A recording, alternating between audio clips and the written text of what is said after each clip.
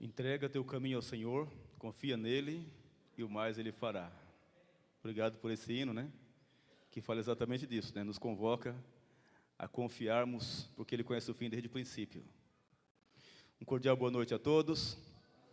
Parabéns a você que veio. Graças a Deus, irmãos, aqui chegamos. E aqui chegamos pela fé. E Deus tem bênçãos a acrescentar sobre a sua vida, viu? E sobre a minha vida também. Você verá que valeu a pena ter vindo aqui. Porque em mais uma noite vamos estudar profundamente a palavra de Deus. E quando a gente estuda a palavra, o Espírito Santo fala ao nosso coração. E nos prepara melhor para o reino dos céus. E a nossa meta é o céu, né? Temos que entrar lá. Então seja muito bem-vindo. Ontem estudamos aqui um tema importantíssimo sobre o juízo divino, como que funciona o juízo, né? E ontem pudemos entender em detalhes esse assunto importantíssimo. E hoje nós vamos estudar sobre o tempo e o fechamento da porta-graça, com um destaque para as 3 maneiras de se fechar a porta da graça, né? Então um tema espetacular. Mas antes gostaria só de reforçar que sábado agora, né? Hoje já é quinta-feira, amanhã é sexta, e sábado teremos aqui nosso grande batismo. Vai ser às 4 da tarde, né? Agora, os candidatos ao batismo deverão chegar mais cedo, às 15 horas. E devem trazer o quê? Uma muda de roupa completa, uma toalha, um pente e um chinelo. Tá? Pode trazer uma roupa mais velha na sacola, na mochila, sem problema. Aí chegando aqui vai ter os diáconos e as diaconisas, já estarão aqui antes das 3, esperando. Aí chegando aqui, vocês serão direcionados para o vestiário, e lá vai trocar a roupa, né? Coloca a roupa mais velha lá, ou mais nova, como você queira, mas vai colocar por baixo do roupão de batismo, só para quando molhar não ficar grudado no corpo. O roupão já é escuro, não é transparente, mas a gente pede para colocar uma roupa por baixo. Então aí depois que se trocarem, atenção aos diáconos e às diaconisas, depois que se trocarem, não entrarão para cá não. Vão ficar numa sala maior aí, onde o pastor Renato e eu vamos lá conversar, dar as orientações e formar a fila para a entrada triunfal dos candidatos ao batismo aqui. Então vai ser uma festa bonita, para a honra e glória de Deus. Vamos ter a participação dos desbravadores, né? Então vai ser uma coisa linda aqui, no sábado à tarde. Então parabéns a você que já tomou a decisão pelo batismo. E se não tinha tomado ainda, pode tomar hoje. Entende? Deus chama, chama e chama. E Ele chama para a vitória. E Deus chama para o seu bem. Não é para o bem de Deus, não. É para o seu bem, para a sua salvação, né? E essa é uma grande oportunidade, viu? Eu não tive esse privilégio de vir para a igreja numa série de conferências.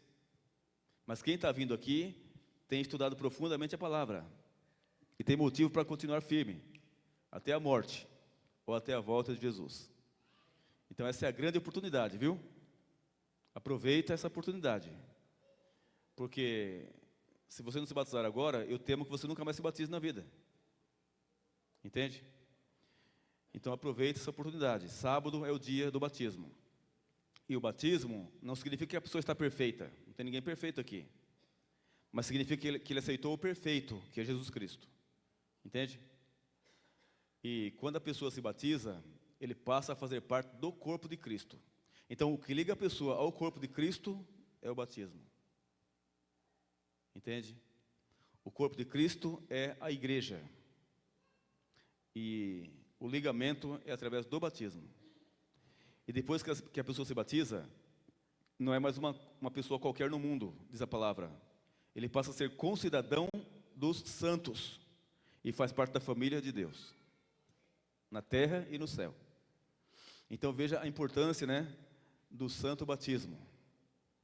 Então, se a sua ficha não foi preenchida ainda, sua ficha de batismo, então fale conosco, tá bom? Para que possamos preencher a sua ficha de batismo. Para que você também seja batizado e possa seguir firme, servindo ao Senhor. Né? Muito bem, temos uma escolinha para as crianças. Então as crianças podem acompanhar a professora para a escolinha. Os juvenis anotam a palavra-chave. E a palavra-chave de hoje é graça. Tá certo? Graça. E vamos abrir a palavra. Abra sua Bíblia em João, Evangelho de João, no capítulo 14. Evangelho de João, capítulo 14, versículo 16. João 14, 16. Evangelho de João, capítulo 14, versículo 16.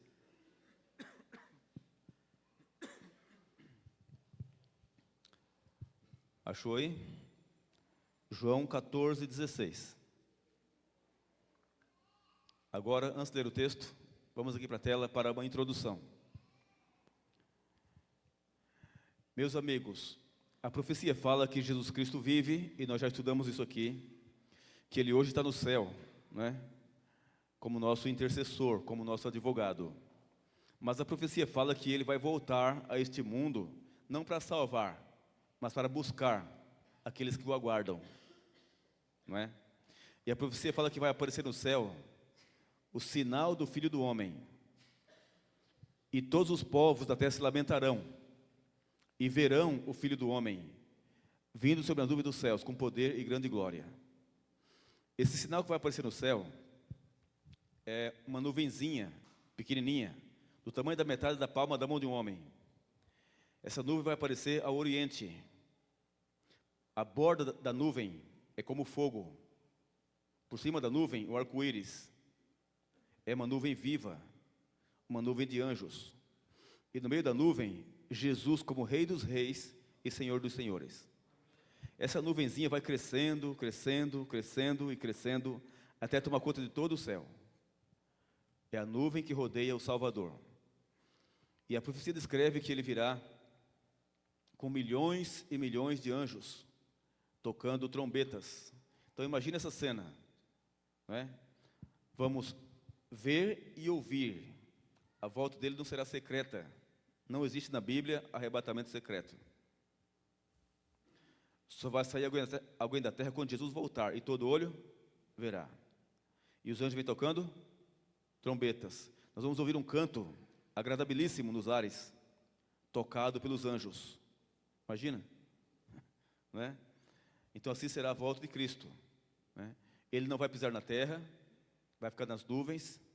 Os anjos descerão até a terra para pegar os seus fiéis e levar a encontrar com Ele nas nuvens. E assim estaremos para sempre com o Senhor. Assim está escrito. Agora vamos aqui para a linha do tempo.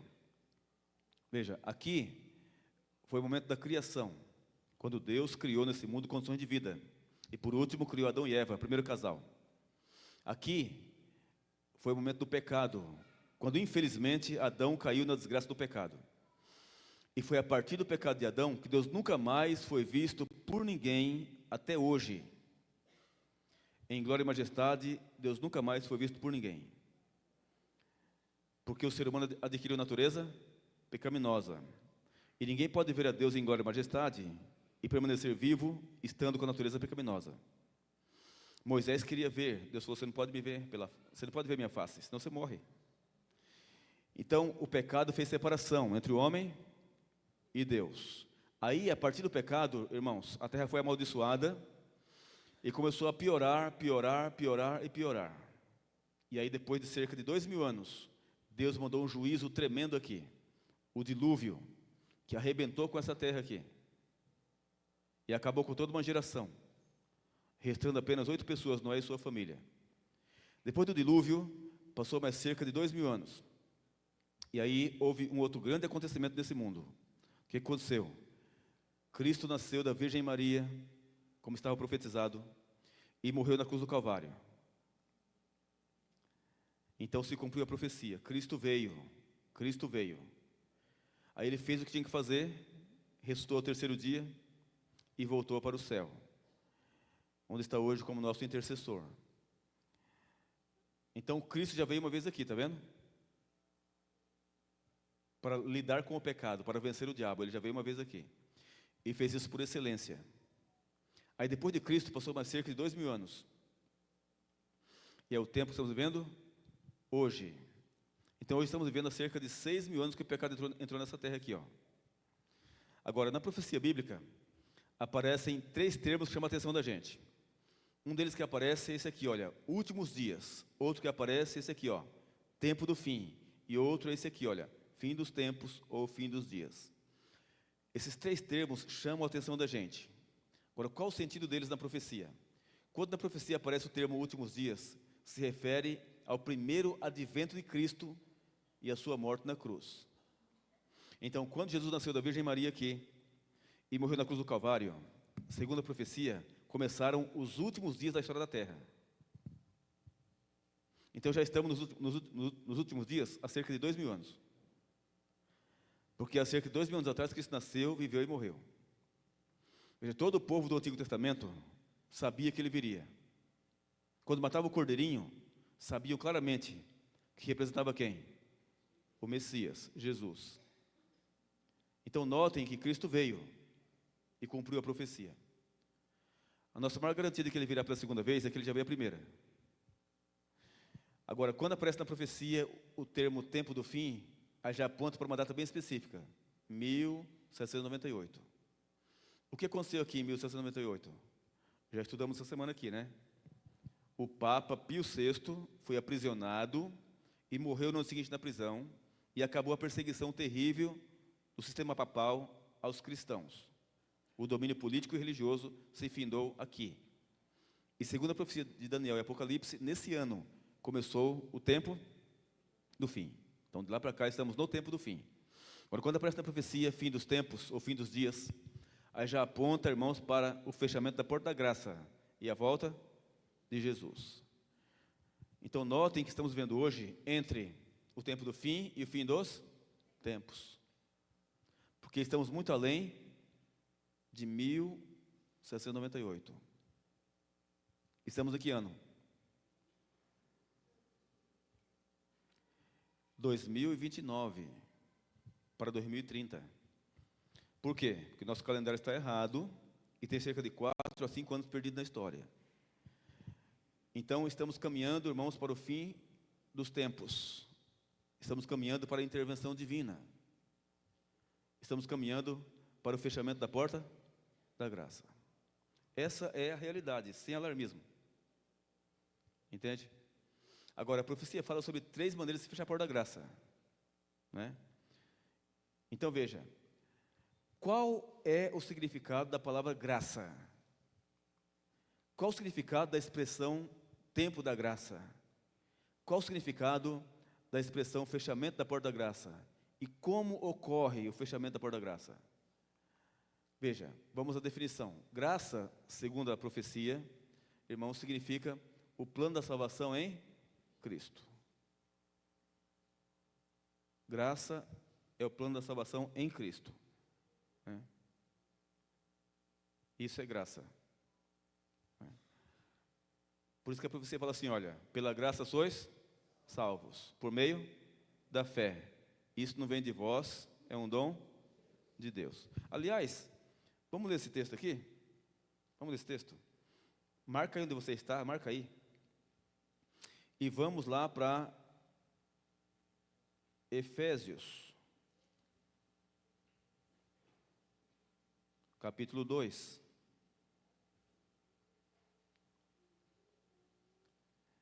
Versículo 8. Do 8 ao 10.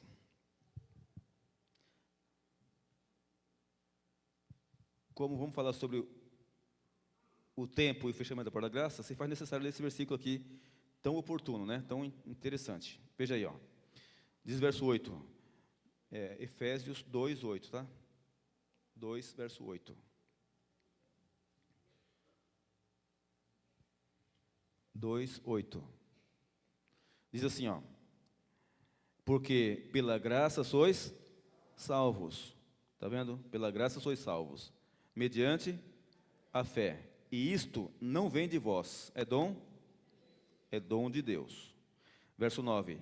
Não de obras, para que ninguém se glorie. Pois somos feitura dele, criados em Cristo Jesus, para quê? Para boas obras, as quais Deus de antemão preparou para que andássemos nelas. Então notem que aqui fala que nós somos salvos pela graça. Então veja, O que é graça? É o plano da salvação em Cristo. Isso é graça. Então, irmãos, graça envolve o quê? Graça envolve a encarnação de Cristo. Quando Ele deixou o céu, se encarnou no ventre da Virgem Maria e nasceu aqui. Tomou a forma humana. Graça envolve a vitória dele sobre o diabo. Graça envolve a morte dele na cruz, em nosso favor. Graça envolve a sua ressurreição ao terceiro dia. E graça envolve o que ele faz por nós hoje no santuário celestial. Então, pela graça sois salvos. Então, graça é o plano da salvação em Cristo. Então, notem que a salvação, irmãos, é pela graça. Não tem outro jeito. E é por meio da fé. É por meio da fé. Por quê? Porque Jesus poderia ter morrido 1000 vezes na cruz. Se você não aceitá-lo como Senhor e Salvador, de nada adianta. Então tem que ter fé. É por meio da fé. E isso não vem de nós, diz a palavra. Não vem de nós. É um dom de Deus. É um presente de Deus. Não é? Agora, a salvação não vem por obras, para que ninguém conte vantagem. Porque se a salvação fosse por obras, quem sabe os ricos teriam muito mais possibilidade de entrar no céu do que nós. Porque tem muito dinheiro e pode fazer boas obras mais do que todo mundo, e fazendo boas obras entrar no céu. Mas a salvação não é pelas obras, entende? É pela graça e por meio da fé, e isso não vem de nós. Então é bom que entendamos isso, ó. Uma pessoa pode ajudar os pobres todos os dias e vai morrer perdido ajudando o pobre, porque ajuda pobre não salva ninguém. A pessoa que ajuda se sente bem, quem é ajudado também, mas não salva nem você nem ele, entende? A pessoa pode se esforçar para guardar os mandamentos de Deus e morrer perdido guardando o mandamento de Deus, porque a guarda dos mandamentos não salva ninguém. A salvação é pelo que mesmo? Pela graça, entende? Então a salvação não vem por obras, para que ninguém conte vantagem. Então a salvação não vem pelo que você faz, nem pelo que você deixa de fazer. A salvação está em Cristo. Agora, o verso 10 equilibra tudo, né? Verso 10. O que fala o verso 10? Pois somos feitura dele, criados em Cristo Jesus, para quê? Para boas obras. Então, quando a pessoa aceita Jesus como Senhor e Salvador, agora ele foi transformado por Deus. E pelo fato de ter sido transformado por Deus, ele passa a ser filho de Deus. E como filho de Deus vai guardar os mandamentos de quem? De Deus. Então, mas ele não vai guardar os mandamentos para ser salvo, mas porque já foi salvo, então é diferente. Então as obras, as boas obras, elas devem funcionar como fruto da salvação. Você sabe que quem mais faz obra nessa terra são os espíritas, né? E eles creem que alcançarão um estágio superior quando desencarnar, que eles chamam assim, né? Quando desencarnar, eles acreditam que vai alcançar um estágio superior se praticaram boas obras o suficiente. Vai se tornar um espírito de luz. Mas veja, irmãos, as boas obras não têm poder de salvação para ninguém. Se não aceitar Jesus, as boas obras não valem nada. Valeu assim, humanamente, né? Mas no juízo final, o que vai ser olhado primeiro, irmãos, sabe o que vai ser olhado? No juízo final? Vai ser olhado as obras. Interessante. Ó, no juízo final, vai ser olhado primeiro o quê? As obras. Mas a pessoa não é salva pelas obras. Só que aí vai ser verificado o motivo pelo qual a obra foi feita. Essa obra foi feita por amor a Cristo? Ou foi uma obra meritória? Que a pessoa fez para merecer algo? Está entendendo? Se a obra foi feita por amor a Cristo, se a obra foi feita como fruto da salvação em Cristo, nota 10. Entende? Então no juízo final vai ser olhada a obra, sim, mas o motivo pelo qual foi feita aquela obra. Ficou claro? Então, irmãos, graça é o plano da salvação em Cristo. Por isso,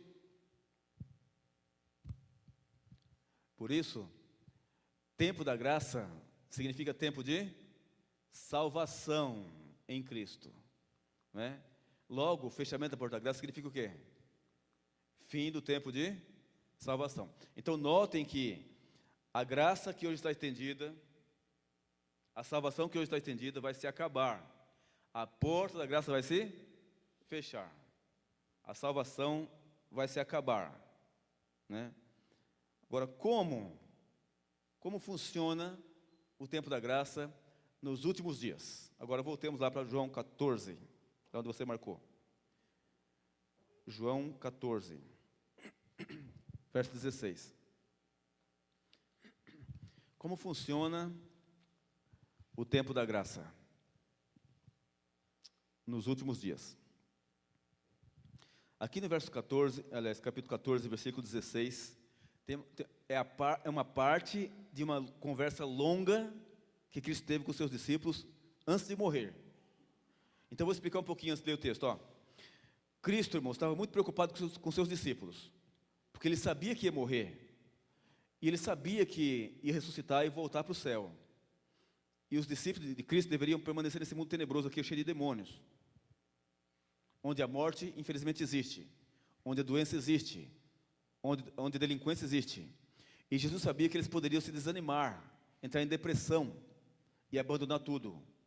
Então, Cristo preocupado com eles, porque, sobretudo, irmãos, eles não estavam convertidos. Andaram com Jesus 3 anos e meio aproximadamente, e não se converteram. Pensa que loucura, né? Andar ao lado de Cristo, ouvir as palavras dele, comer com ele, dormir ao lado dele, e não se converter. Foi o que aconteceu com os discípulos. Eles alimentaram um pensamento errado a respeito do reino. E começaram a alimentar o pensamento que o reino seria onde? Na terra. E com essa confusão sobre o reino de Deus, começaram a brigar entre si. E brigavam feio, viu? Um falava assim, eu quero sentar à direita do trono. O outro falava assim, eu quero sentar à esquerda. E Judas falava assim, eu quero ser o tesoureiro. Era uma briga terrível entre eles. Porque confundiram o reino de Deus. E queriam cargos especiais no reino terreno de Cristo. Vida regalada. Mas Deus nunca prometeu vida regalada para ninguém. Ele falou assim, quem quiser me seguir, parabéns, fez a escolha certa. Tome a sua cruz e siga-me. Ele não prometeu vida regalada. Ele prometeu muito mais do que isso. Prometeu a vida eterna. Isso ele prometeu. Mas os discípulos confundiram o reino. E Jesus sabia que ia morrer, ressuscitar e voltar para o céu. E eles deveriam permanecer aqui nesse mundo tenebroso. Aí Cristo, preocupado com eles, chamou para uma conversa longa. E nessa conversa ele falou assim, presta atenção. E disse aqui, no versículo 16, e eu rogarei a quem? Ao Pai. E Ele vos dará outro Consolador, a fim de que esteja para sempre convosco. Aí no verso 17 ele fala assim, olha, o Espírito da verdade, que o mundo não pode receber, porque não o vê, nem o conhece. Vós o conheceis, porque Ele habita convosco e estará em vós. Então Cristo foi muito claro, falou assim, olha, eu vou morrer, vou estar o terceiro dia, vou voltar para o céu, mas não fiquem tristes, não desanimem, porque eu, disse ele, eu rogarei ao Pai, e Ele vos dará outro Consolador. Então fiquem tranquilos, vocês não estarão abandonados. Eles não concebiam essa ideia. E Cristo, irmãos, explicou quem é o Consolador. Olha o versículo 26. 26. Mas o Consolador, quem é? O Espírito Santo, a quem o Pai enviará em meu nome. Esse vos ensinará, veja, vos ensinará todas as coisas, e vos fará lembrar de tudo que vos tenho dito. Então, Cristo foi muito claro, ele disse o quê? O Consolador, que o Pai vai enviar em meu lugar, esse é o Espírito Santo, e ele vos ensinará. Irmãos, tem muitas pessoas que têm dificuldade de entender quem é o Espírito Santo, e alguns acham que o Espírito Santo é uma força ativa de Jeová. Outros pensam que o Espírito Santo é o poder de Deus, e outros ainda pensam que o Espírito Santo é a mesma pessoa de Cristo. Mas, irmãos, eu já trouxe aqui e mostrei para vocês a Bíblia original, não mostrei? Aliás, está lá no carro, o Antigo Testamento hebraico e o Novo Testamento grego. E na língua original, não é? Você sabe que quando se traduz de uma língua para outra, qualquer língua, quando se traduz de uma língua para outra, se ganha ou se perde algo. Por quê? Porque às vezes na outra língua não tem palavras correspondentes. Vou dar um exemplo aqui. Vinho, vinho. As pessoas leem a Bíblia e veem que Jesus bebeu vinho. Aí fala assim, olha, eu bebo porque Jesus bebeu vinho. E na nossa cultura aqui, vinho é o quê? Uma bebida alcoólica. Só que, na Bíblia, no hebraico, tem 3 palavras diferentes para a palavra vinho. No português só tem uma. Olha a diferença. E no grego, tem 3 palavras diferentes para a palavra vinho. Mas no português só tem uma. Então, quando se traduziu para cá, aí ficou só vinho.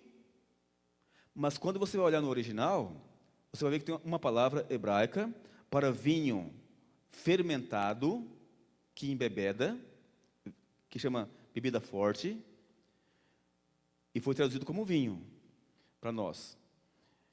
E tem outra palavra para vinho, que é para o puro suco de uva, e é traduzido como vinho.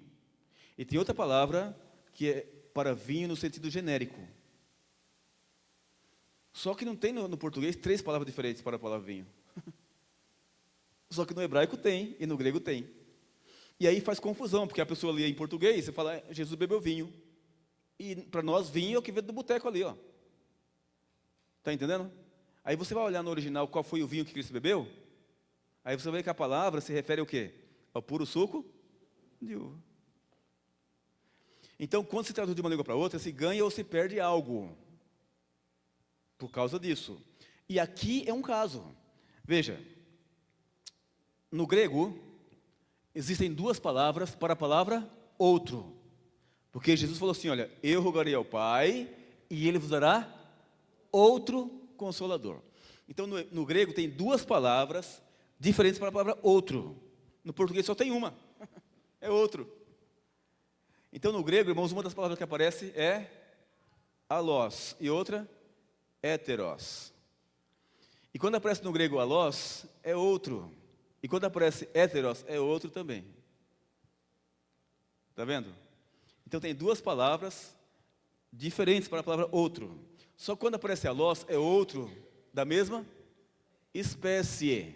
E quando aparece héteros, é outro diferente, de outra espécie. E quando Jesus falou assim, olha, eu rogarei ao Pai, e Ele vos dará outro Consolador. A palavra que aparece no grego para outro, aí nesse texto, é alós. Então se trata de outro da mesma espécie. Da mesma espécie que Jesus Cristo, da mesma espécie que o Pai. Outro membro da divindade.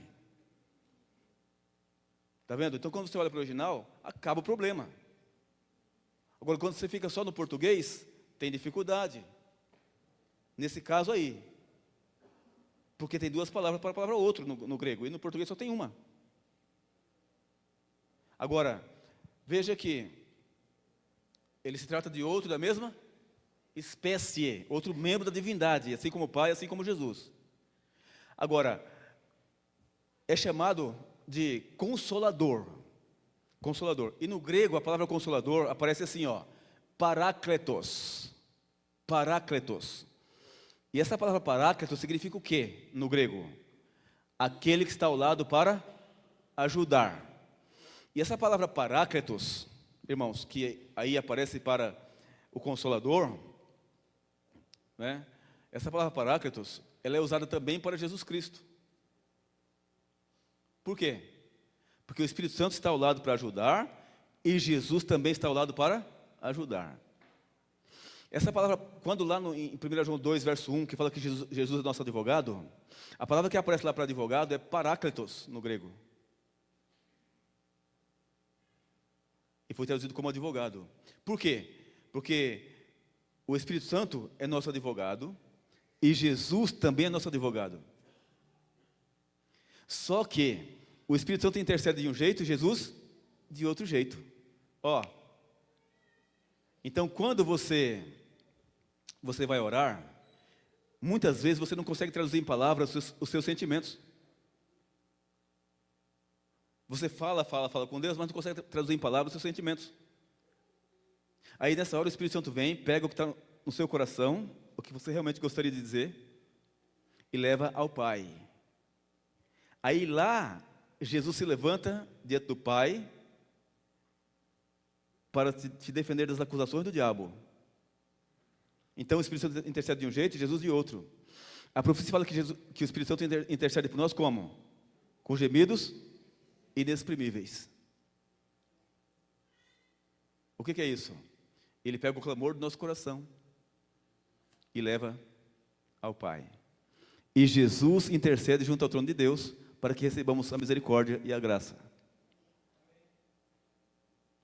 Então, quando você se coloca na posição de oração, entende? Com confiança, o Deus triuno está ao seu favor.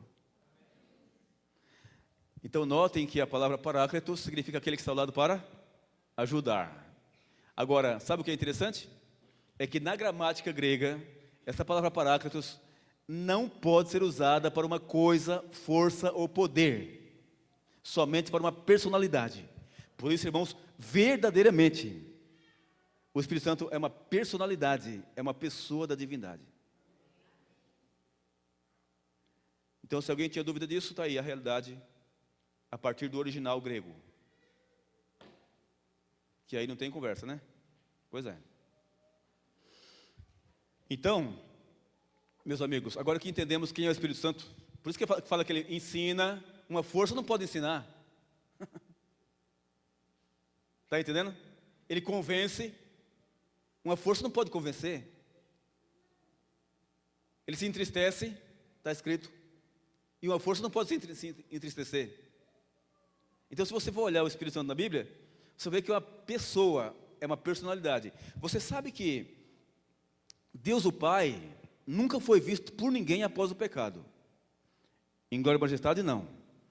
Jesus Cristo foi visto e tocado, porque Ele deixou no céu a sua glória quando veio aqui. E o Espírito Santo foi visto, porém não tocado. E quando foi que o Espírito Santo foi visto? No dia do batismo de Cristo. No dia do batismo de Cristo, diz que o céu se abriu e foi visto quem? Não tinha pomba nenhuma. Não tinha pomba nenhuma. Está escrito aí que foi visto quem? O Espírito Santo, que desceu sobre Jesus Cristo em forma corpórea, como se fosse uma pomba. Mas não tinha pomba nenhuma. E sabe o que a profecia fala? Que foi algo mais reluzente do que um ouro polido que desceu sobre Cristo. Visivelmente, todo mundo viu que estava ali. Então o Espírito Santo foi visto, porém não tocado. Né? Muito bem.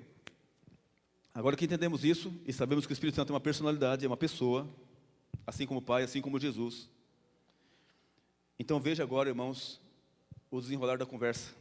Vamos dar um pulo aqui e vamos para capítulo 16, versículo 7. De João. 16, agora verso 7. Ainda na conversa que ele teve longa com os discípulos antes de morrer. Ele disse assim, olha: mas eu vos digo a verdade, convém-vos que eu vá, porque se eu não for, o Consolador não virá para vós outros. Se porém eu for, eu vou-lo enviarei. O que ele está falando aqui? Ele está dizendo assim para os discípulos, ó, eu tenho que ir. Ei, presta atenção, eu tenho que ir.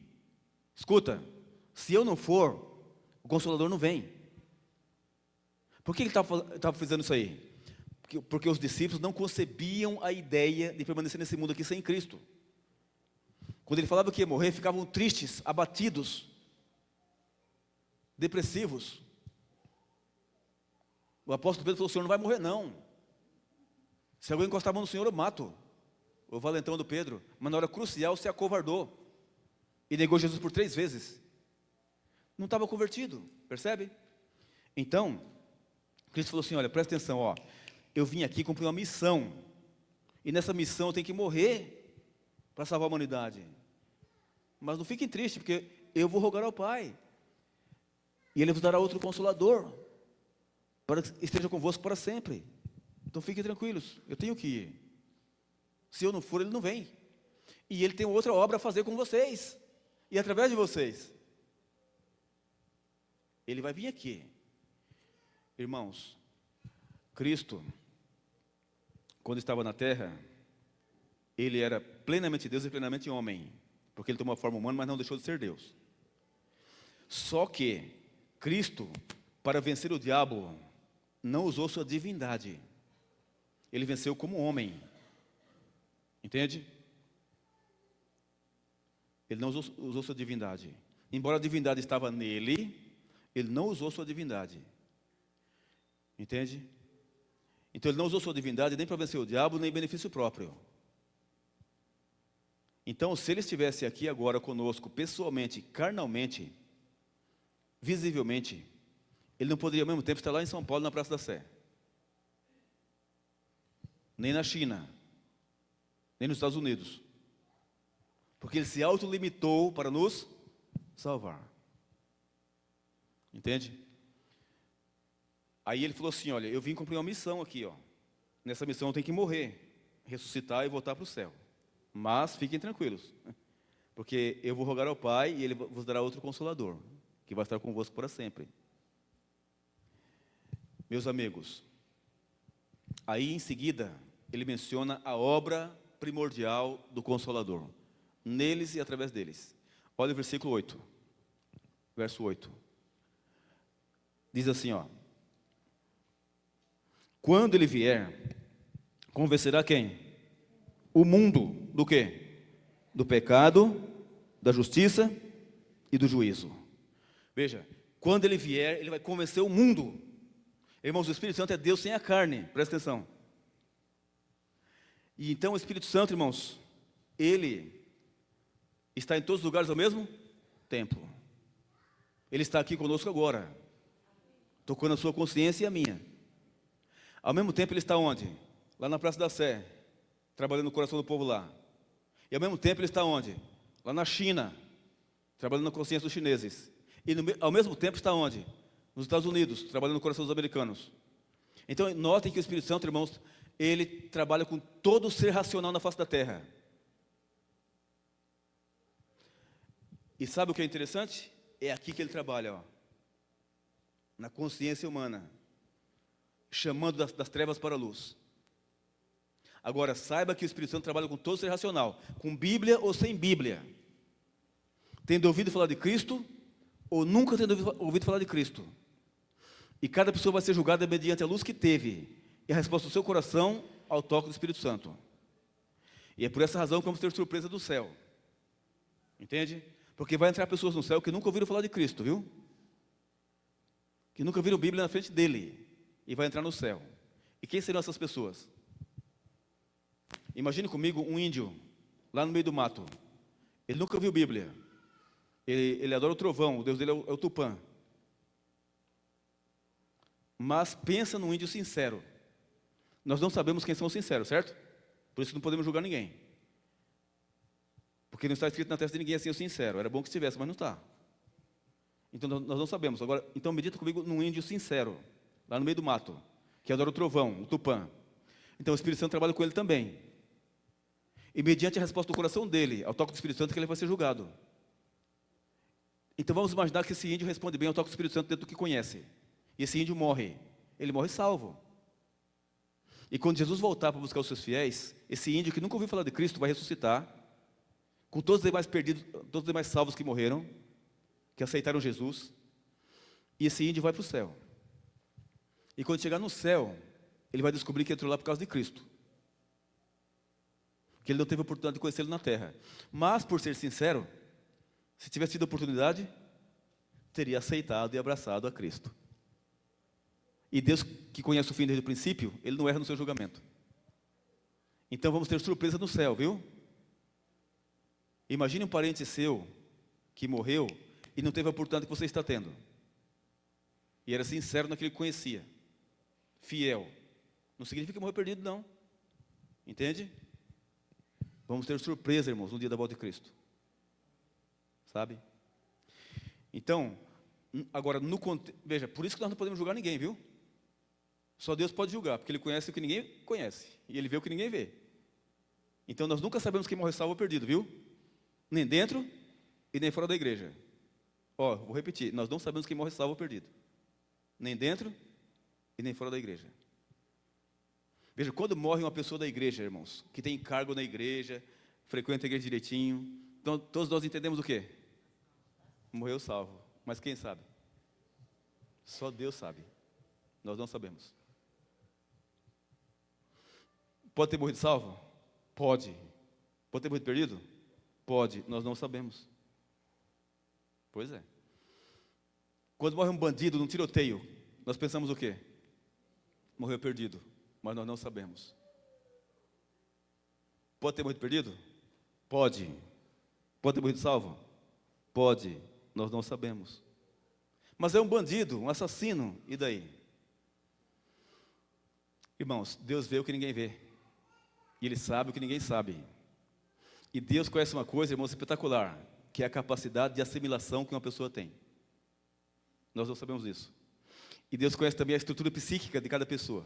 E nós não conhecemos isso. Entende? Por isso que só Ele pode julgar. Certa ocasião eu fui chamado para fazer um sermão, um sepultamento de um bandido que morreu num tiroteio, lá no Campo Limpo, em São Paulo. Eu era pastor distrital ali, e uma irmã da igreja era amiga da mãe desse bandido aí. E aí então a mulher falou com essa irmã, olha, não dá para chamar o pastor, tal. E a irmã me chamou, eu fui lá no Campo Limpo. E aí então, chegou lá, tinha poucas pessoas, uma meia dúzia só de pessoas no velório. Aí quando chegou a minha hora de falar, eu cheguei bem perto do caixão, coloquei a mão na cabeça do defunto, assim, e falei para o pessoal assim, olha para mim aqui, por favor. Eles levantaram a cabeça, né, estava cabisbaixo, olharam para mim e falei assim, vocês estão pensando que ele morreu perdido, né? Aí eles arregalaram o olho assim, né? Falei, pois é. Eu sou pastor da igreja Adventista do 7º dia. Se eu morrer hoje, toda a minha comunidade vai dizer que eu morri salvo. Mas quem sabe? E assim comecei o sermão ali. Então nós nunca sabemos, irmãos, quem morre salvo ou perdido. Entende? Só Deus pode julgar. Olha, por um bom tempo eu preguei que uma pessoa que se suicida morre perdida. Aí quando eu estava na faculdade de teologia, surgiu um assunto lá. Eu falei, professor, espera aí. Uma pessoa que se suicida morre perdida. Ele falou assim, você não pode falar isso. Eu falei, posso. Ele falou, então me explica. Eu falei, é muito simples. Para uma pessoa ser perdoada, ela não tem que se arrepender do pecado que cometeu? Eles têm. Eu falei, não tem que confessar esse pecado a Deus, o Pai, e pedir perdão em nome de Cristo? Ele disse, tem. Eu falei, então. A pessoa que se suicida comete um pecado que não dá tempo dela se arrepender e nem de confessar, porque o pecado que ela cometeu tirou a vida dela. Então ela morre perdida. Veja, a lógica total. Aí ele falou, mas você não pode falar isso. E eu falei, como não? Aí ele me fez uma pergunta, irmãos, que quebrou as minhas pernas. Ele me perguntou assim, como você pode me provar que a pessoa estava em sã consciência? Está vendo? Então, mesmo quando uma pessoa se suicida, nós não sabemos se ela morreu salva ou perdida. Mesmo que aparentemente esteja consciente. Eu disse, mesmo que aparentemente estava consciente. Você não sabe se ela estava consciente realmente ou não. Então, nós nunca não sabemos quem morreu salvo ou perdido. Tá certo? Então, saiba, mas veja, não entenda errado o negócio, hein? Um dia eu falei sobre isso numa igreja, que fui à porta despedir o povo, e passou um senhor bravo. E falou assim, não gostei do que você falou. Você falou a coisa errada. Eu falei, o que eu falei? Você falou, você estava incentivando a pessoa a se suicidar. Eu falei, não, jamais, imagina. Eu só falei que nós não sabemos se morreu salvo ou perdido. Mas ele achou que, olha que ele entendeu. Então, longe disso, tá? Todo mundo está entendendo bem o negócio aqui? Estou falando de julgamento, tá? Uhum. É. Dos heróis. Né? Uma atitude de herói que ele teve ali, né? Então veja, meus amigos, por que eu estou falando isso? Porque a gente tem que entender o contexto da pregação do Evangelho e o contexto onde o Evangelho não chega. Entendeu? Então, no contexto da pregação do Evangelho, aí sim, O Espírito Santo convence a pessoa do pecado, da justiça e do juízo. Ficou claro? Por exemplo, quando o Espírito Santo convence uma pessoa do pecado, ele fica desesperado. Por quê? Porque o salário do pecado é a condenação, é a morte eterna. Só que quando o Espírito Santo convence a pessoa do pecado, o Espírito Santo não abandona a pessoa. Ele em seguida convence do quê? Da justiça. E quem é a nossa justiça? Cristo. Então ele fala assim: aceita Jesus. Ei, aceita Jesus que você vai ser perdoado. Deus te aceita de volta. Você vai ser justificado por Deus. Aí quando você aceita Jesus e é justificado por Deus, aí o Espírito Santo não abandona a pessoa. Agora ele convence do quê? Do juízo. Veja, ele convence do pecado, da justiça, que é Cristo, e do juízo. Ele fala assim: olha, o diabo foi derrotado, mas não foi destruído ainda. Vai ser destruído com fogo e enxofre no juízo final. E junto com ele vai ser destruído também aqueles que em tempo de graça não entregam a vida a Cristo. Então você aceitou Jesus, nota 10, parabéns. Agora cuide da sua vida, viu? Não fique cuidando da vida dos outros, não. Presta atenção. Você aceitou Jesus? Parabéns. Agora cuide da sua vida. Porque vai ter um juízo lá na frente, lá, ó. E se você não cuidar da sua vida espiritual, você vai se perder. Então vigie a sua própria vida diante de Deus. Então o Espírito Santo faz um trabalho maravilhoso. Entende? Porque depois do batismo, a pessoa continua com a natureza pecaminosa. E nele está o orgulho, a inveja e o egoísmo. Ninguém está livre disso. Então, se você estiver na igreja batizado, mas não vigiar a sua própria vida, você pode causar um mal maior do que qualquer ímpio lá fora. Escutou bem? Eu conheci um homem, irmãos. Eu falei aqui para vocês, né? Acho que eu falei, não? Um homem lá em Marcilac, perto de Parelheiros, crente, que picou um outro de facão. Ele matou e picou em pedacinhos. Aí você fala: como é que um crente fala um negócio desse? Então, por quê? Porque ele estava na igreja, mas não mantinha comunhão com Deus. A natureza pecaminosa, ó, se levantou. E por que faz um mal maior do que o ímpio? Irmãos, quando uma pessoa que dedica a mente a Deus, tem a sua mente expandida, sabia? E se ele se apostatar e se meter a fazer o mal, ele vai fazer um mal maior do que qualquer ímpio. Porque sua mente está o quê? Expandida. Imagina uma mente expandida para o mal. É uma desgraça. Entende? Pois é. Então, o Espírito Santo fala assim: ó, cuide da sua vida, viu? Aceitou Jesus? Maravilha, cuide da sua vida. Não fique cuidando da vida dos outros, não. Bem, então é maravilhoso, irmãos, o trabalho de Deus pelo Espírito Santo. Agora que entendemos isso, irmãos, veja. Vamos aqui para a tela. Aqui para a tela. Aqui está a linha do tempo. No ano 31 do nosso calendário, Jesus Cristo morreu, ressuscitou e voltou para o céu, onde está hoje como nosso advogado, como nosso intercessor, como nosso mediador. E em seu lugar da terra, quem é que está? Irmãos, quem é que está na terra no lugar de Cristo? A pessoa maravilhosa do Espírito Santo. Então notem, enquanto o Espírito Santo está na terra tocando a consciência humana, e Jesus no céu como nosso advogado, toda e qualquer pessoa que for tocada pelo Espírito Santo, se arrepender de seus pecados, se arrependido, confessar os pecados a Deus o Pai, e pedir perdão em nome de Cristo, ele tem perdão e salvação. Por quê? Porque esse tempo é chamado tempo da graça. E o que é tempo da graça? É tempo de oportunidade de salvação. Veja, agora a profecia fala, irmãos, que a porta da graça vai se fechar. E no que consiste o fechamento da porta da graça? Irmãos, quando o Espírito Santo terminar seu trabalho na humanidade, diz a profecia que ele vai se retirar da humanidade. E quando ele se retira da humanidade, aí, irmãos, quem se salvou, se salvou. Quem não se salvou, não se salva mais. Acabou o tempo de salvação. Agora, ninguém mais se arrepende de pecados. E se ninguém mais se arrepende de pecados na terra, não precisa mais de advogado no céu. Então, Jesus Cristo vai deixar o lugar santíssimo do santuário celestial. O santuário vai se encher de fumaça. Não tem mais intercessor. A partir daí, o Espírito Santo permanece só no povo de Deus. Não age mais na humanidade. Aí, irmãos, a partir daí, a ira divina vai ser derramada sem misericórdia. Vai cair na terra 7 pragas.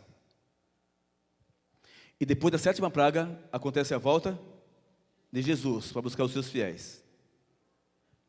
E a partir da volta de Cristo, dá-se início ao período de 1000 anos que passaremos no céu. E depois a eternidade na terra renovada e transformada. Então esse é o esqueleto aí.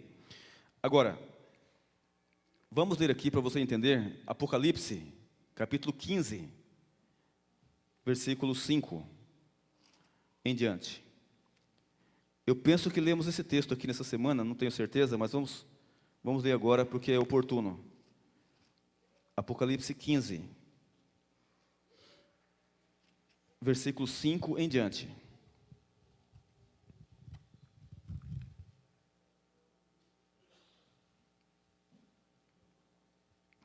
Verso 5. Diz assim, ó. Depois destas coisas, olhei e abriu-se no céu o quê? O santuário do tabernáculo do testemunho. O que é isso aqui? É o lugar santíssimo do santuário celestial, onde está a arca dos 10 mandamentos, com os 10 mandamentos. Verso 6. E os 7 anjos, que tinham as 7 pragas, os 7 flagelos, saíram do santuário, vestidos de linho puro e resplandecente, e cingidos ao peito com cintas de ouro. Verso 7. Então, um dos 4 seres viventes deu aos 7 anjos 7 taças de ouro, cheias da cólera ou da ira de Deus, que vive pelos séculos dos séculos. Verso 8. O santuário se encheu de quê? De fumaça, procedente da glória de Deus e do seu poder.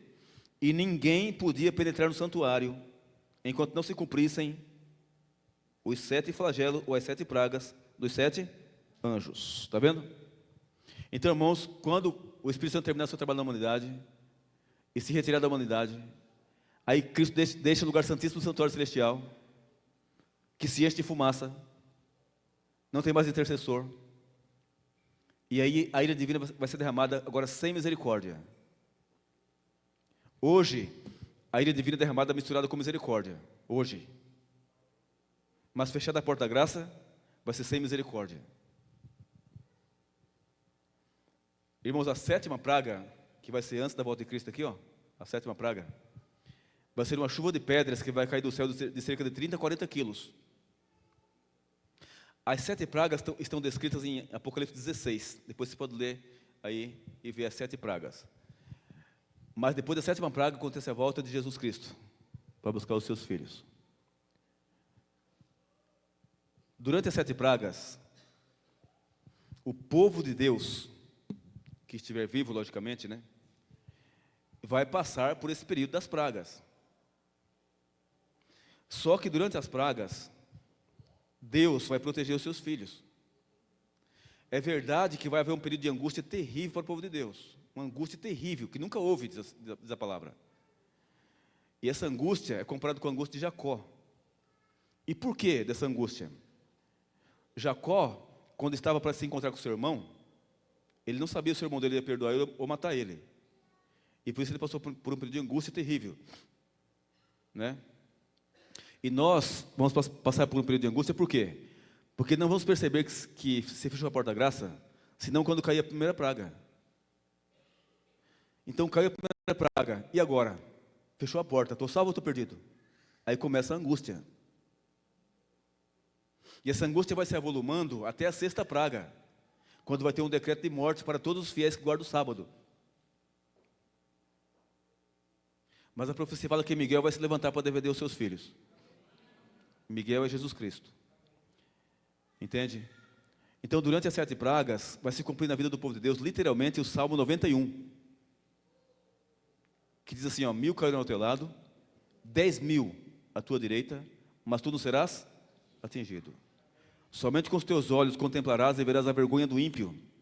Praga nenhuma chegará à tua tenda. É assim que diz lá. Então, durante as 7 pragas, ó, Deus vai proteger os seus fiéis. Mas a angústia vai ser tremenda também. Mas saiba que depois do fechamento da porta da graça, nenhum cristão morre mais. E nenhum se perde mais também. Depois que se fecha a porta da graça. Bom, agora que entendemos isso, irmãos, veja, a profecia fala,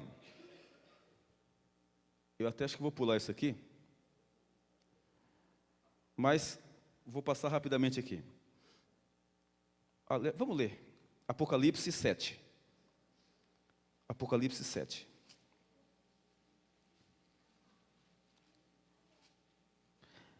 Aqui em Apocalipse 7, João teve uma visão. E olha o que Deus mostrou para ele. 7, verso 1. Depois disto, ele fala, vi 4 anjos em pé aonde? Nos 4 cantos da terra. O que eles estavam fazendo lá? Conservando seguros os 4 ventos da terra. Para quê? Para que nenhum vento soprasse sobre a terra, nem sobre o mar, nem contra árvore alguma. Você sabe que a terra não é quadrada, nem é retangular, portanto não tem 4 cantos literalmente. Mas aqui estamos nas partes proféticas. E nas partes proféticas Deus revelou cerca de 95% em símbolos. Entende? Porque Deus tem grandes revelações para os seus fiéis, através das profecias. Aí, enquanto João está olhando assim, ó, e vendo 4 anjos em pé, nos 4 cantos da terra, segurando os 4 ventos, aí aparece um 5º anjo. Olha o versículo 2. Vi outro anjo, que subia da onde? Do nascente do sol. Veja, o sol nasce aonde? Existem 4 pontos cardeais: norte, sul, leste e oeste. E o sol nasce aonde? No lado leste. Então esse 5º anjo vinha do lado leste. Vamos ler de novo o verso 2, ó. Vi outro anjo que subia do nascente do sol, do lado leste, tendo o quê? O que ele tinha? O selo do Deus vivo, e clamou em grande voz aos 4 anjos, aqueles aos quais fora dado fazer dano à terra e ao mar, dizendo: não danifiqueis a terra, nem o mar, nem as árvores, até selarmos aonde? Na fronte, os servos do nosso Deus. Então perceba que, enquanto João estava olhando, vendo os 4 anjos, segurando os 4 ventos, aparece um 5º anjo, né? E fala com voz forte: não soltem os ventos, não soltem os ventos, não soltem os ventos. Segura um pouquinho, ainda não. Tem pessoas sinceras na terra para serem seladas com o selo de Deus. Irmãos, esses 4 cantos da terra, segundo a profecia bíblica, representam os 4 pontos cardeais. Veja aqui, ó. Veja, ele fala de 4 ventos, os 4 cantos da terra, que Jeremias chama de os 4 ângulos do céu, ou da terra, e os 4 anjos segurando os 4 ventos. Então, na profecia bíblica, os 4 ventos significa, na profecia, vento significa o quê? Guerras, lutas e contendas. Aqui está o texto bíblico, ó. Os 4 cantos, ou os 4 ângulos, significam os 4 pontos cardeais. E aqui está o texto bíblico. E os 4 anjos segurando os 4 ventos, significa o quê? A misericórdia de Deus ainda sobre a humanidade. Então esses 4 anjos segurando os 4 ventos, significa o quê? A proteção de Deus ainda sobre nós. Significa que a porta da graça ainda está aberta. Que ainda é tempo de salvação. Ainda é tempo de entregar a vida a Deus.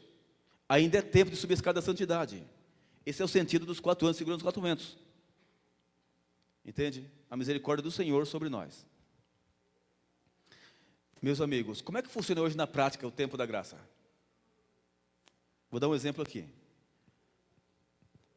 Deixa eu ver quem que eu vou chamar aqui para me ajudar. A irmã, pode vir aqui, por favor? Vou dar um exemplo aqui. Como que é seu nome? Hein? Rocilda. Olha o nome diferente, né? A irmã Rocilda. Ela disse que é do norte. Que lugar? Do Amazonas. Amazonas. Ah, a senhora falou que conheceu meu irmão lá, né? O Assis, verdade. Então, a Rocilda. Vamos imaginar, irmãos, que a Rocilda, hoje, ela cometa um pecado. Aí, no momento que ela peca, o diabo, que infelizmente existe, fala assim, ela é minha porque pecou. E o diabo tem razão ou não? Infelizmente tem razão. Mas, de repente, a irmã Rosilda é tocada pelo Espírito Santo. E tocada pelo Espírito Santo, ela se arrepende do pecado que cometeu. E arrependida, ela se ajoelha e confessa o pecado a Deus o Pai. E pede perdão em nome de Cristo. Aí, quando ela faz isso, Jesus Cristo lá no céu se levanta diante do Pai, estende as mãos assim, ó, que foram perfuradas na cruz, e ele clama, Pai, meu sangue. E ele repete, Pai, meu sangue. E ele diz, Pai, meu sangue. E por que ele faz isso? Será que o pai está nervoso com a irmã Rosilda e quer chicoteá-la porque pecou? Não. É porque infelizmente o diabo existe e o diabo está acusando ela. Então, quando ela se arrepende e confessa o pecado a Deus o Pai e pede perdão em nome de Cristo, Jesus se levanta e fala assim, Pai, é como o diabo está dizendo, a irmã Rosilda não merece não. Mas Pai, meu sangue. Pai, pelo meu sangue. Pai, ela me aceitou. E aí, irmãos, nessa hora o diabo não pode fazer nada. Porque Jesus venceu Satanás. E a irmã Rosilda aceitou Jesus, que é vitorioso. Então, é assim que funciona hoje, na prática, o tempo da graça. Por isso, quando você for orar, preste atenção nisso. Você deve orar a Deus o Pai, mas confiando nos méritos de quem? De Jesus. Que nos defende do quê? Das acusações do diabo. Então, hoje ainda é tempo de entregar a vida a Deus. Hoje ainda é tempo de subir a escada da santidade. Hoje ainda é tempo de abandonar a velha vida. Obrigado, irmão Rosilda. Então, meus amigos, é assim que funciona hoje na prática o tempo da graça. Né? Então, tem 4 anjos segurando os 4 ventos. Só que, quando terminar o trabalho do Espírito Santo, aí já era. Veja Apocalipse 22, versículo 11 e 12. Apocalipse 22.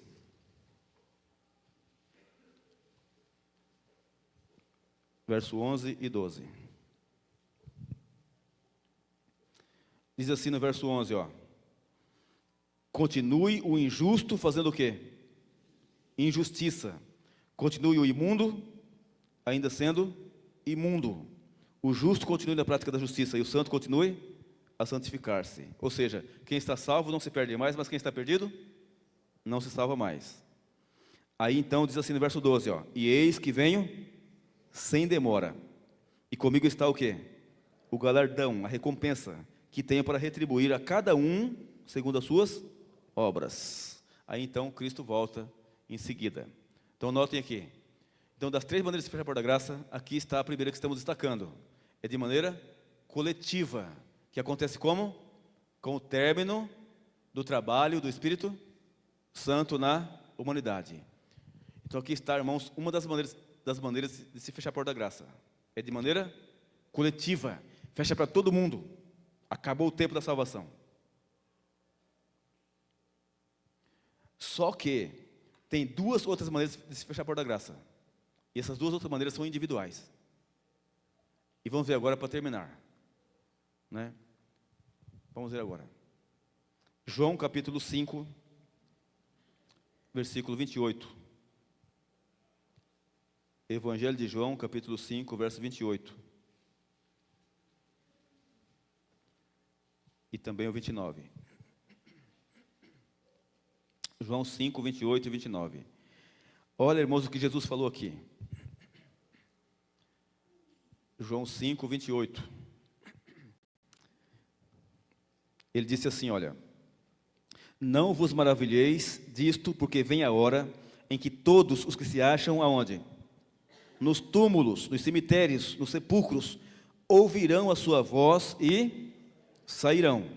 Os que tiverem feito o bem para a ressurreição da vida, os que tiverem praticado o mal para a ressurreição da condenação.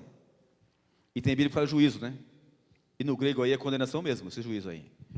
Então Cristo foi muito claro, olha, vai chegar a hora, vem a hora, em que todos que estão no pó da terra ouvirão a voz de Deus e sairão.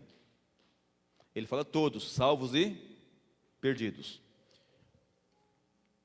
Irmãos, eu não sei como é que uma pessoa que morreu e foi sepultada vai ouvir a voz de Deus. Porque uma pessoa que morre e é sepultada vira o quê? Vira pó. Então como é que vai ouvir a voz de Deus? Mas uma coisa nós sabemos, que a palavra de Deus tem poder. Porque do nada Ele criou tudo, pelo poder da sua palavra. Haja isso e ouve. Apareça que Ele apareceu. E assim Ele criou o mundo. Então vai chegar o momento que Ele vai dizer assim, ó, desperta tu que dormes. E vai ter a ressurreição. E Ele fala de salvos e perdidos. Então o salvo que morreu não foi para o céu ainda, irmãos. Está onde? No pó da terra. E virou pó. E o perdido que morreu não foi para o tal do inferno de fogo também. Está no pó da terra e virou pó. Mas vai chegar a hora desse Cristo. Vem a hora em que todos que estão no pó da terra ouvirão a voz de Deus e sairão. Então vai ter ressurreição de salvos e de perdidos. Só que o que é interessante é notar que ele fala assim, o que morreu salvo vai ressuscitar para a vida eterna. Aí vai para o céu, após a ressurreição. E o que morreu perdido também vai ressuscitar, mas não para a vida eterna, mas para a condenação. Então o que significa isso? Que não tem segunda chance. Irmãos, não tem segunda chance. Não tem segunda chance. O tempo de salvação que nós temos é enquanto estamos vivos. Então, quando uma pessoa morre, ou morreu salva, ou morreu perdida. E se ela morreu salva, louvado seja Deus. Ninguém pode tirar dela a salvação. Está garantida. Mas se ela morreu perdida, irmãos, ninguém pode reverter a situação. Ninguém. Pode orar, pode rezar, pode acender vela, missa do sétimo dia. Ó, não resolve mais nada. Quando ressuscitar, vai ressuscitar tão somente para ver porque não foi salvo, vai ser condenada. Não tem segunda chance. Então, irmãos, isso nos diz uma coisa. Que o tempo de salvação é enquanto estamos vivos. Está vendo? Quando a pessoa morre, não tem mais o que fazer. Então, irmãos, aqui está. Não é? Na morte, se fecha a porta da graça para a pessoa individualmente. Não tem mais o que fazer. Tem pessoas que falam assim, olha, quando a pessoa morre, Jesus já voltou para ela. Se você falava isso, não fala nunca mais. Porque não é verdade. Jesus não voltou para ninguém até hoje.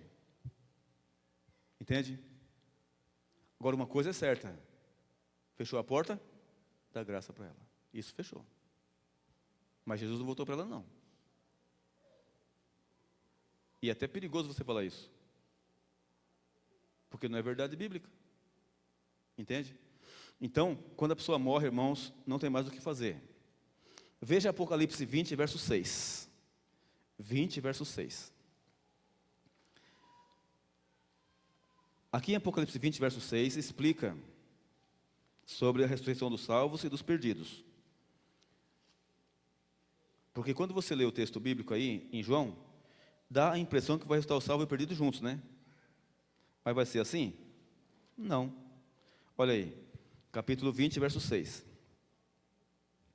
Diz assim, ó. Bem-aventurado e santo é aquele que tem parte aonde? Na primeira ressurreição. E sobre esses, a segunda morte não tem autoridade.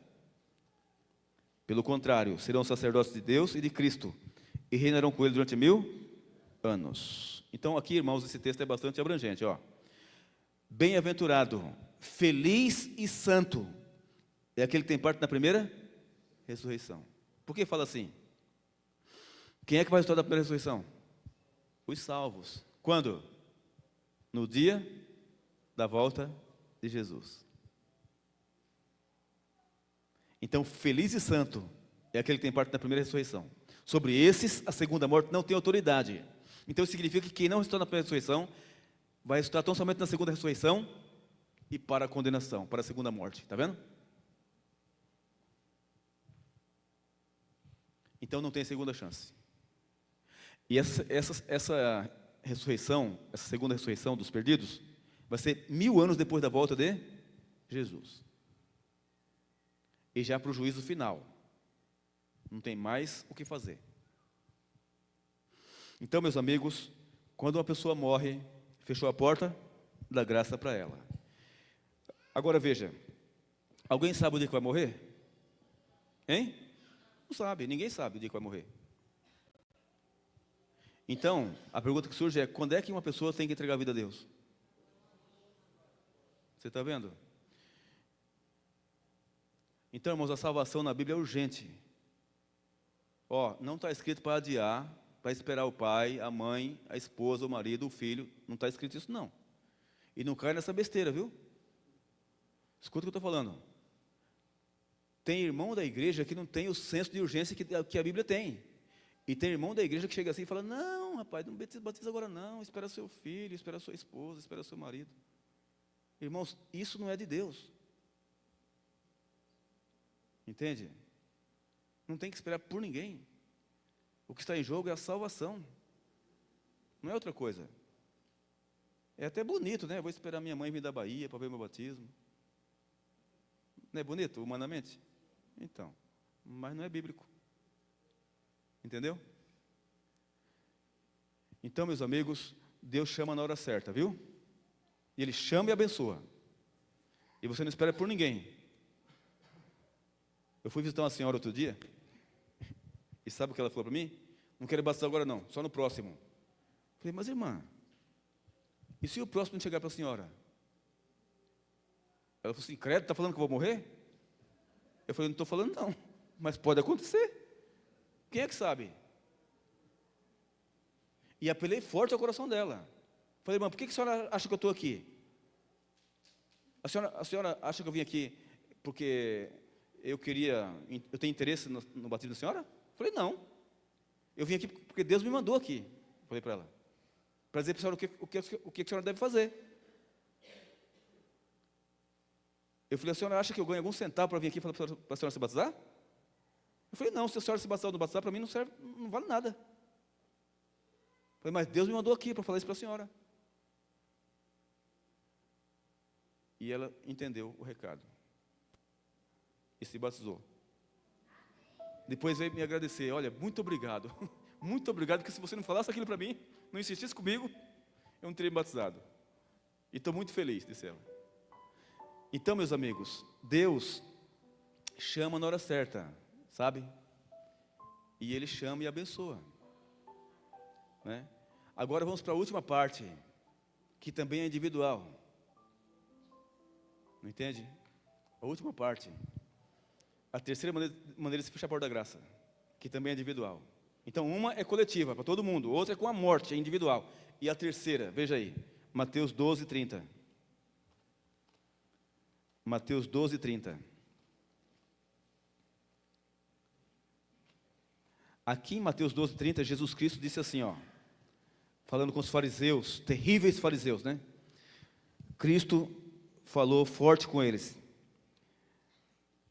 Capítulo 12, verso 30. Jesus disse assim, olha, quem não é por mim, é contra mim. E quem comigo não ajunta, espalha. Ou seja, não tem meio termo. Não tem meio termo. Não tem muro. Eu estou em cima do muro. Não tem muro.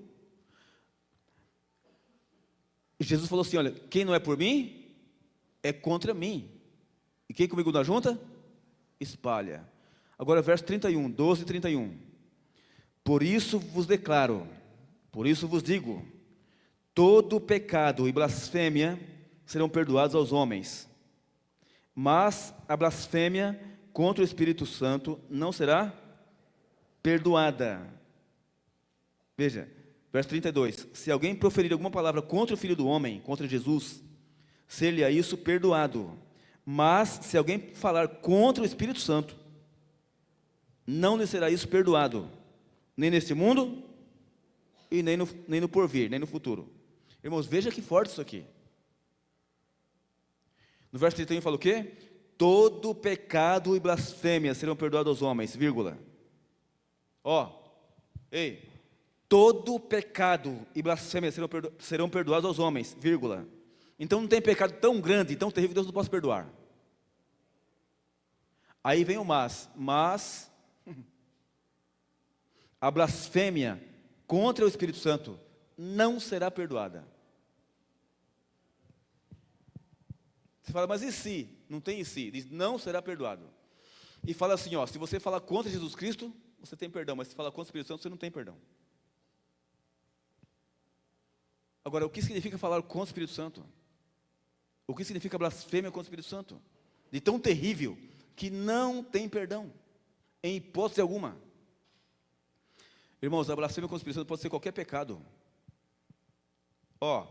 Eu pergunto, quem é que convence a pessoa do pecado? Pode falar, quem é que convence a pessoa do pecado? Já lemos hoje, é o Espírito Santo. Então vamos imaginar que você tem um pecado de estimação. Aquele pecado que você gosta, sabe? E o Espírito Santo vem e te convence do pecado. E você tem certeza que é pecado contra Deus. Ele te convenceu disso. Mas você continua praticando. Aí o Espírito Santo vem e convence você de novo.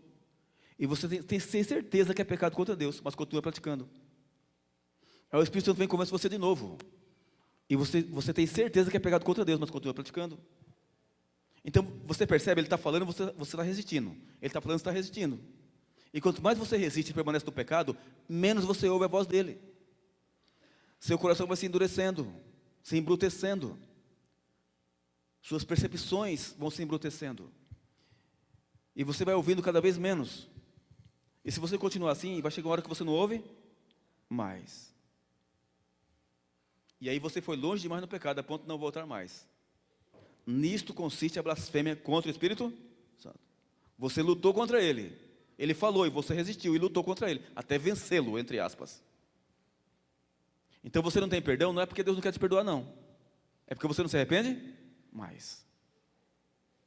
Isso é a blasfêmia contra o Espírito Santo. Então, meus amigos, se você tem um pecado de estimação, rasga o coração a Deus, viu? E fala para Deus, Senhor, eu gosto desse pecado. Fala para Deus. Eu gosto. Mas me ajuda a aborrecê-lo, Senhor. Tem que orar sim. Ser claro. Entende? Porque Deus, irmãos, quer que todos se salvem. E Ele está disposto a perdoar. Meus amigos, nunca foi tempo de se brincar com o pecado. Mas se tem um tempo que ninguém deve brincar com o pecado, esse tempo se chama hoje. Por quê? Estamos bem perto da intervenção divina, irmãos. Estamos bem perto da volta de Jesus. A profecia diz isso. Então aqui está a terceira maneira de se fechar a porta da graça. É a blasfêmia contra o Espírito Santo. E isso aqui acontece em vida. Escuta. Esse é em vida. A pessoa está irremediavelmente perdida. Não tem mais jeito. Em vida. Só que nós não sabemos quem são, viu? Não tenta falar que você pode errar. Mas Deus sabe. E tem pessoas que não tem mais jeito, irmãos. Para nós, enquanto tem vida, temos que orar. Mas sabe que tem pessoas que não tem mais jeito. Olha, eu conheci 3 casos, irmãos, que eu lidei com eles, que ao meu ver, não tem mais jeito.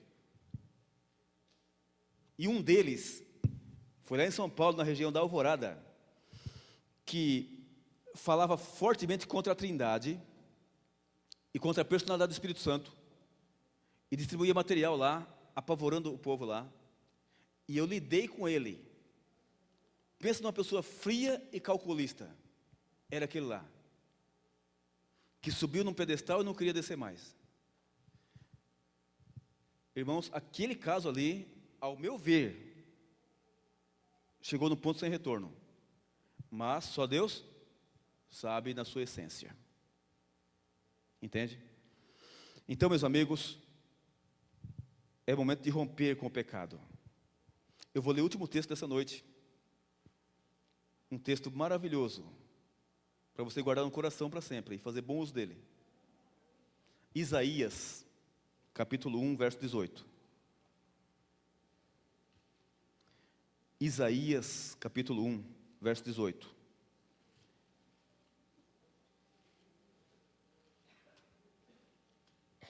Isaías 1, 18. Olha, irmãos, o que está escrito aqui. Deus falando através do profeta Isaías. Ele fala assim, olha: vinde, pois, e arrazoemos, diz o Senhor. Ainda que os vossos pecados sejam como a escarlata, eles se tornarão brancos como a neve. Ainda que sejam vermelhos como o carmesim, se tornarão como a branca lã. O que Deus fala? Filho, filha, vinde e arrazoemos. Arrazoar não é arrasar. Arrazoar é bater um papo, é conversar. Por isso que eu acho interessante esse texto aqui, irmãos, porque Deus convida o ser humano para bater um papo. Ele fala assim: vem cá, ó, seu caso tem jeito. Ei, seu caso tem jeito. Vamos bater um papo aqui, vamos conversar. Então Deus convida o ser humano para conversar. Não é maravilhoso isso? E quando Ele fala vamos conversar, o que significa isso? É aquele momento que você tem comunhão com Deus e abre o coração a Ele. Vamos conversar, filho. Ei, seu caso tem jeito. Ainda que seus pecados sejam vermelhos como a escarlata, vai se tornar branco como a lã. Deus está disposto a quê, irmãos? A perdoar, a aceitar a pessoa de volta, dignificar a pessoa, torná-la nobre. Vamos conversar, filho. Ei, filha, vamos bater um papo aqui. É maravilhoso isso, não é? É maravilhoso. Deus convidando para bater um papo. Meus amigos, esse é o momento de abandonar a velha vida, sabe? E se entregar. Esse é o momento. O diabo, irmãos, que infelizmente existe, é um tremendo pescador.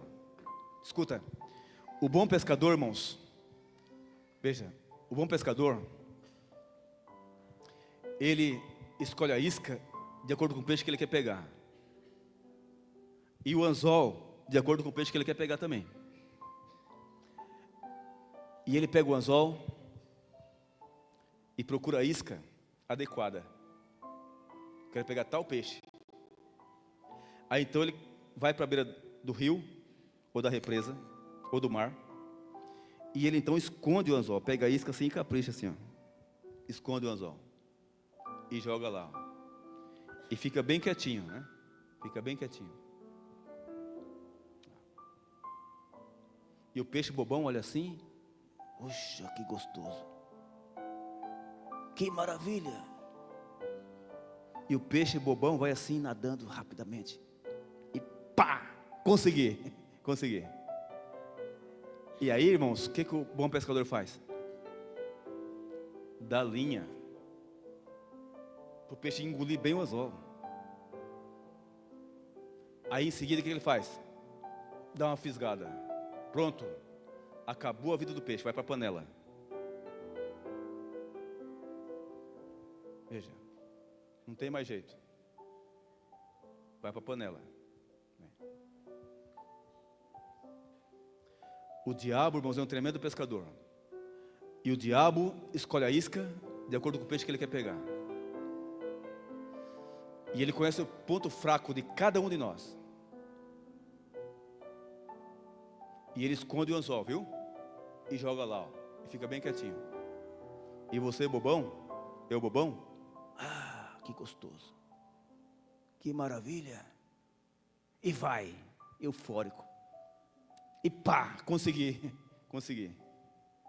E o que o diabo faz? Dá linha. E você vai no pecado. Mas sabe de uma coisa, que mais cedo ou mais tarde o diabo vai fisgar você. Você não tenha dúvida disso. Por isso, irmãos, nunca foi tempo de brincar com o pecado. Mas se tem um tempo que ninguém deve brincar com o pecado, esse tempo se chama hoje. Deus, irmãos, está chamando cada um para abandonar a velha vida, para se firmar na caminhada cristã. para se preparar para o reino da eterna felicidade, o reino da glória. É momento, irmãos, de entregar a vida a Deus. Sábado, vamos ter nosso grande batismo aqui. E pode ser o seu batismo também. Tem que romper barreiras. Ei, tem que romper barreiras. Entende? Tem que lutar contra tudo e contra todas as vezes. Mas a maior luta é contra você mesmo. Então, se a sua ficha de batismo não foi preenchida ainda, fale conosco. Você precisa ser batizado também, batizada. Viu? E seguir firme, servindo ao Senhor. Em breve, irmãos, Cristo vai voltar para buscar os seus fiéis. Isso aqui não é historinha de Branca de Neve, não. É a realidade bíblica. E nós queremos orar por você que fala: pastor, estou entendendo. A salvação é urgente mesmo. E eu preciso subir a escada da santidade. Eu preciso entregar minha vida a Deus realmente, abandonar minha velha vida. Você que é batizado e você que não é batizado ainda, Deus está chamando, viu? Agora a pergunta é: você gostaria de orar nessa noite comigo e falar: Senhor, muito obrigado, Senhor. O Senhor tem me sacudido, mas a minha decisão é te servir. E me ajuda, Senhor, porque eu quero abandonar minha velha vida. Quero me firmar na caminhada cristã. E quero entrar no céu quando Jesus voltar. Você gostaria de orar assim ou não? E pedir a Deus essa bênção? Então fique de pé se você deseja. Vamos orar juntos. Vamos ter um hino especial. Vamos chamar a nossa cantora. Ela vai cantar um hino que reflete a nossa decisão. Um hino de chamado, de entrega. Veja, irmãos, quando um cego guia outro cego, o que acontece? Pois é isso que você pensou mesmo. Então saiba que Jesus está chamando. Pode colocar o hino, viu? Enquanto ela canta, você medita na letra do hino e ora em seu coração. Ouça o chamado, porque Cristo, irmão, está chamando e batendo, e Ele está apontando o caminho da felicidade. Como entender que Deus não muda se eu perder? Que essa história que eu quis pode ainda ter final feliz? Como aceitar que minha vida tem valor? Que o Deus que eu nem posso ver se importa com o que eu desejo ser? E se tudo que eu quero me corrompe? E se nada me faz forte, me levante, meu Deus. Quero entregar a minha história às páginas em branco, vencer, ó Deus, meu escritor, vencer o meu Senhor, apague tudo que eu já escrevi, os erros que eu fiz, escreve agora com teu sangue o meu final feliz. É isso que Ele prometeu, um final feliz. Quando Ele voltar, vai ter a ressurreição dos salvos. As sepulturas irão se abrir. Vai ter o encontro das pessoas, irmãos. Olha, a mãe abraçando o seu filho na ressurreição, ó. Um rabisco eu sou, à espera de um escritor, juntando versos tão vazios, formando uma história de amor. Não quero mais, Senhor, ser personagem e autor. Quero deixar-me reescrever cada palavra tua, quero ser. Porque tudo que eu quero me corrompe. Porque nada me faz forte, me levante, meu Deus.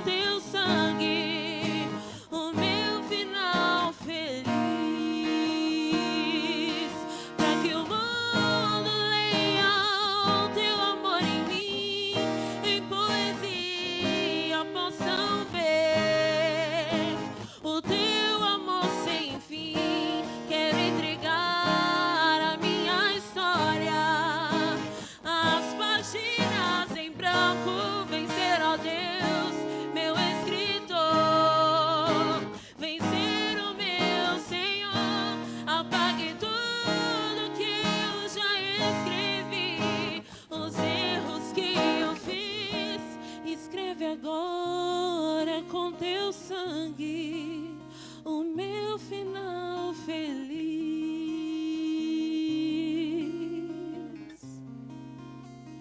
Que bênção, né? Esse é o nosso desejo, né? Então veja, se você está aqui e não foi batizado ainda, presta atenção. Não importa quem fale contra seu batismo. Você deve entender que Deus não fala contra. Pelo contrário, Deus está aprovando.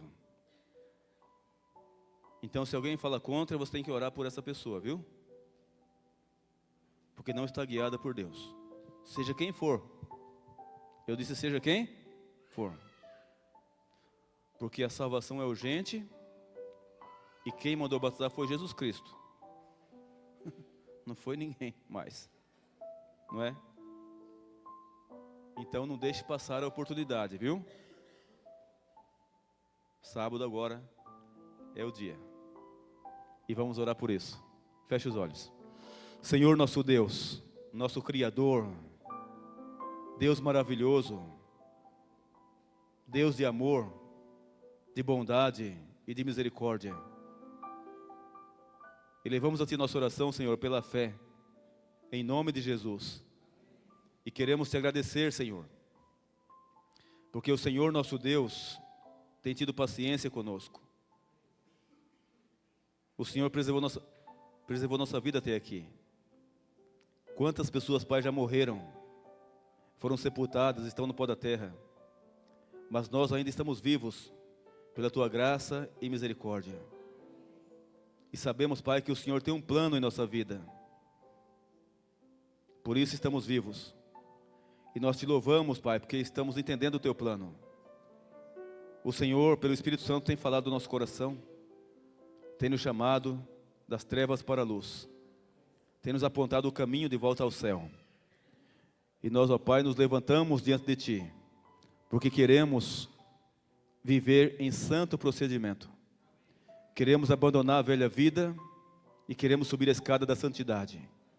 Então abençoa, Pai, cada um aqui, para que a partir de hoje, de modo muito especial, abandone a velha vida. Que cada um aqui, Pai, seja uma testemunha fiel do Senhor, uma influência poderosa para o reino dos céus. E os que não são batizados ainda, Senhor, que abençoe naquilo que falta, providencia o necessário, repreende e quebra as cadeias do diabo, e libera, e liberta, e abençoa para que seja batizado, Pai, com alegria. Assim entregamos em Tuas mãos, confiança no Teu poder e na Tua providência, em nome de Jesus, amém. Amém. Vamos com a equipe de louvor, e nós vamos à porta para cumprimentar a todos, e até amanhã, se Deus nos permitir.